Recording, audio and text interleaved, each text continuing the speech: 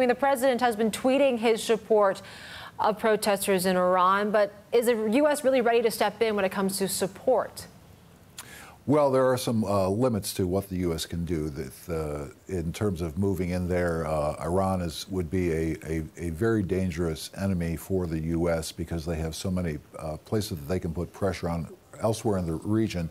But I think that while they're talking about keeping all options on sanctions on the table, Nikki Haley did say that the U.S. was not planning at this point to act unilaterally.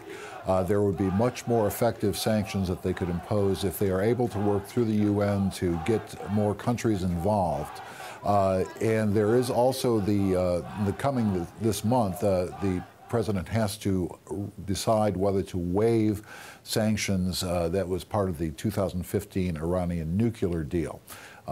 He has previously declined to certify that they are keeping terms of the deal, but that has not resulted in new sanctions. So there are some new sanctions that the U.S. could impose.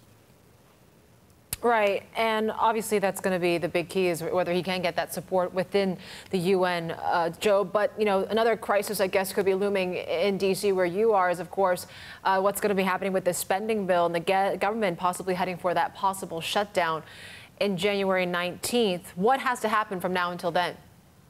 Well, between now and then, there are some tough negotiations, the same tangle of issues that were there before the holidays.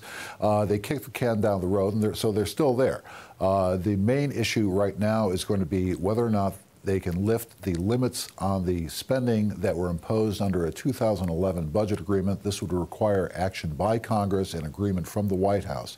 Now, Republicans are pushing for increasing the limits on defense spending. Democrats want to go with increasing equally the limits on domestic spending. The White House has indicated that they're willing to go along with that. Now, however, there are a bunch of other issues wrapped up in that, and the Democrats are seeking what they say will be a global deal that will include things like immigration, things like the insurance markets for Obamacare, and several other issues that have really been difficult for Congress to grapple with and find some agreement on. So they may end up yet kicking the can down the road still a little farther when January 19th comes. But, Joe, if immigration is tied into all of this, what does that mean then from Trump and building that wall against Mexico? Well, you know, the wall, I think, is becoming at this point some of us a bit of semantics. Democrats are indicating that they'll increase spending on border security.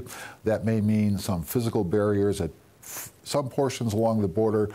No one is expecting to be a full sea-to-sea, or I should say Gulf of Mexico to Pacific Ocean wall along the southern U.S. border. It's not practical or not even necessary, according to the administration's own officials.